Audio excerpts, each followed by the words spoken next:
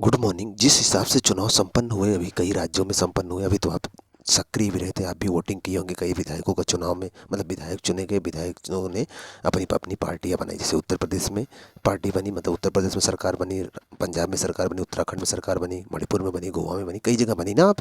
तो इसमें कुछ चीज़ें चर्चा में आ गई। एक तो सबसे बड़ी ज़्यादा चर्चा में आई क्षेत्रीय पार्टी। तो यहाँ से देखिए, आप अगर थोड़ा सा भी जागरूक रहेंगे तो आपको पता चल जाएगा क्वेश्चन कहाँ से पूछे जा सकते हैं। जैसे कभी चुनाव हुए तो क्षेत्रीय पार्टियाँ, बहुत सारी क्षेत्रीय पार्टियाँ चुनाव में आ गई थी, चुनाव लड़ रही थी, तो क्षेत्रीय पार्टी चर्चा में आ गई।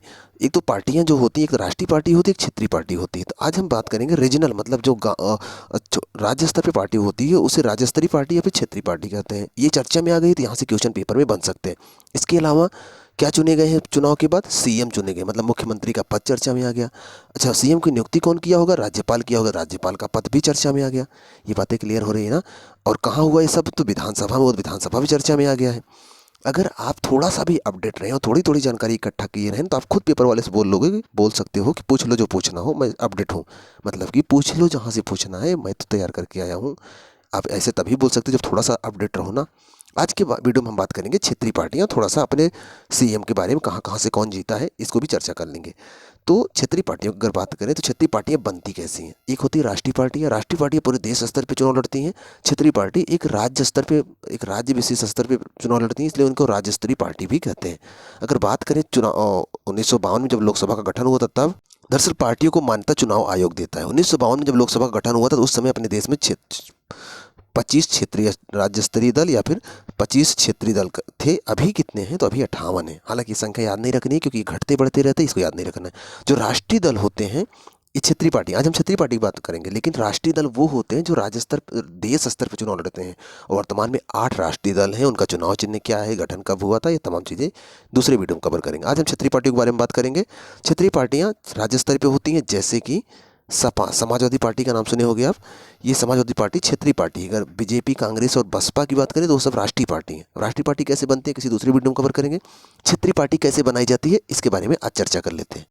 अपने से जोड़ के समझेंगे ना तो अच्छे से याद हो जाएगा। जैसे मान लीजिए आपकी एक पार्टी है, आपने एक पार्टी बनाई है और आप चाहते हो कि उसको क्षेत्रीय पार्टी का दर्जा चुनाव आयोग दे। चुनाव आयोग, देखो, क्षेत्रीय पार्टी का दर्जा, राष्ट्रीय पार्टी का दर्जा चुनाव आयोग ही देता है।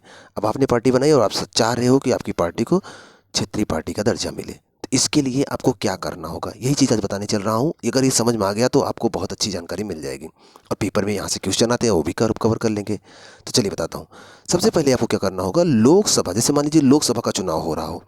लोकसभा जानते हो, संसद से जो चुनाव होता है वो लोकसभा का चुनाव होता है। जो विधानमंडल से होता है, मतलब प्रधानमंत्री बनने के लिए जो चुनाव होता है वो लोकसभा का चुनाव होता है। मुख्यमंत्री बनने के लिए जो चुनाव होता है, जो विधायकों का होता है, वो मुख्यमंत्री का चुनाव होता है। तो वो विधानसभा का चुनाव होता है। तो मैं यहाँ कर रहा हूँ लोकसभा का चुनाव।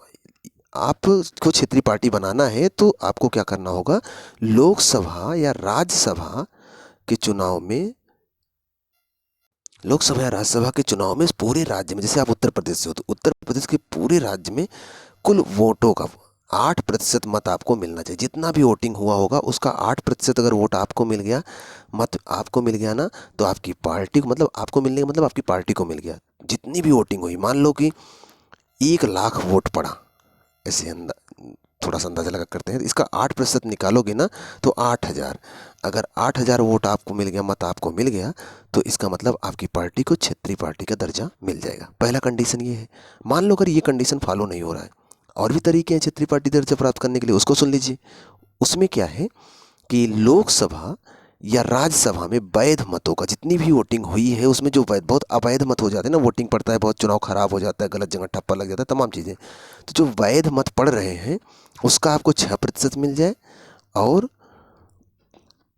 विधानसभा में जो राज्यों का विधायकों का चुनाव होता है उसमें 2 सीटें आप जीते हो, मतलब कि लोकसभा या राज्यसभा के चुनाव में आपको वैध मतों का 6% मत मिल जाए, और विधानसभा चुनाव में आप 2 सीटें जीत लिए हो, तब भी आपकी पार्टी को 2 सीटें, प्रतिशत मत नहीं, सीटें, जैसे 2 विधायक आपके जीत गए हों, तो आपकी पार्टी को क्षेत्रीय पार्टी का दर्जा दे दिया जाएगा।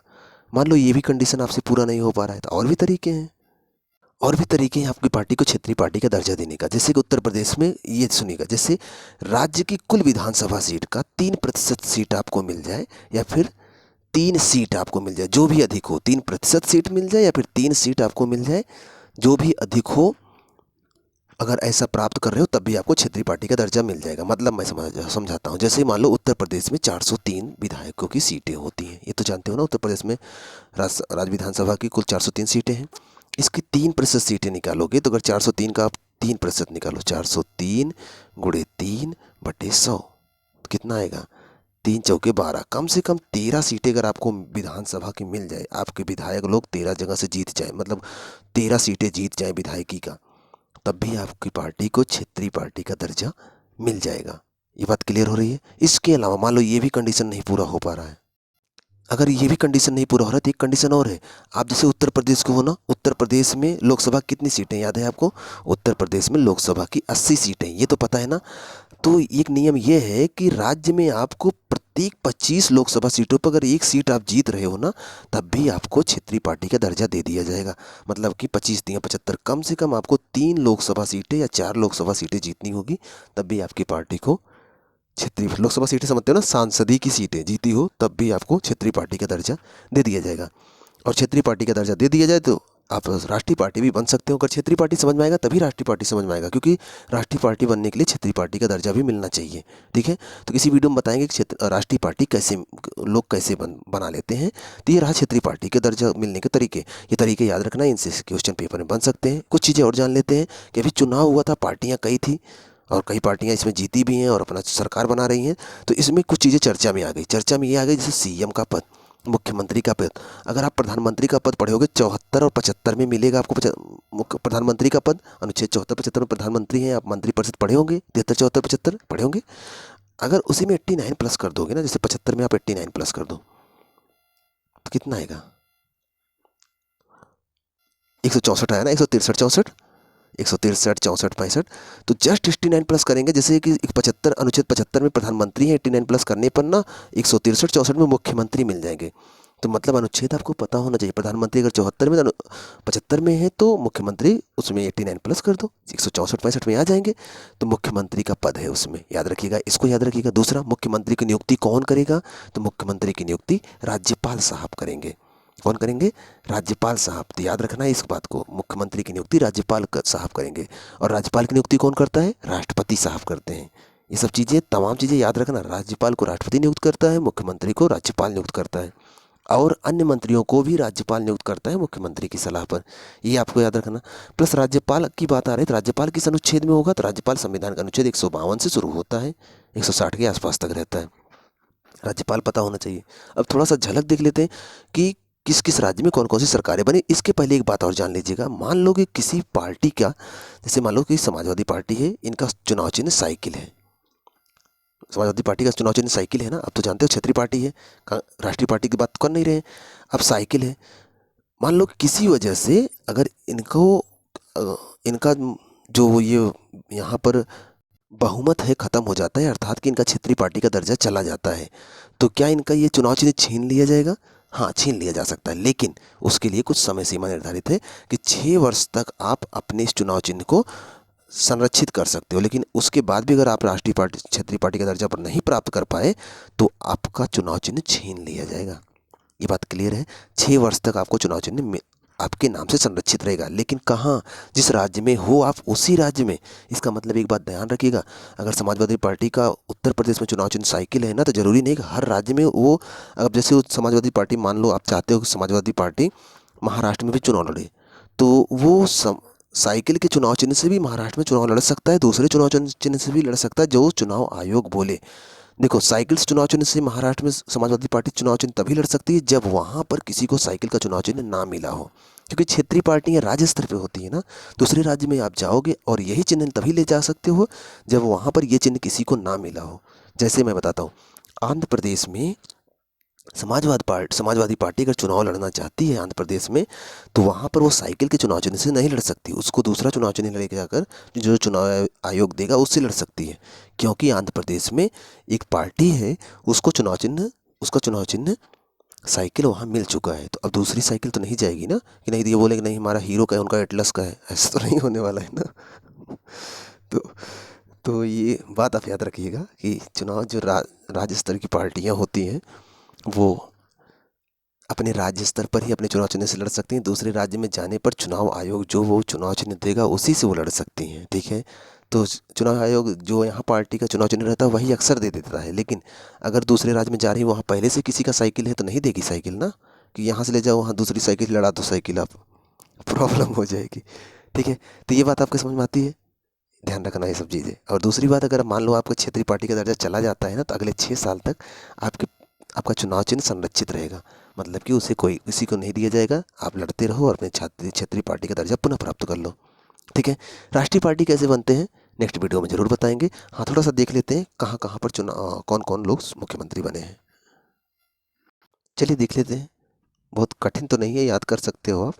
और देखिएगा, उत्तर प्रदेश की अगर बात करें तो कुल 403 विधानसभा सीटें हैं। बीजेपी की सरकार यहाँ बनी है, सीएम बने योगी आदित्यनाथ, और 273 सीटें हैं। इनको 273 प्लस सीटें मिली हैं, 22वें नंबर के मुख्यमंत्री हैं। और इनको नियुक्त कौन किया होगा? आनंदीबेन पटेल, यहाँ के गवर्नर है उत्तर प्रदेश की, याद रहेगा।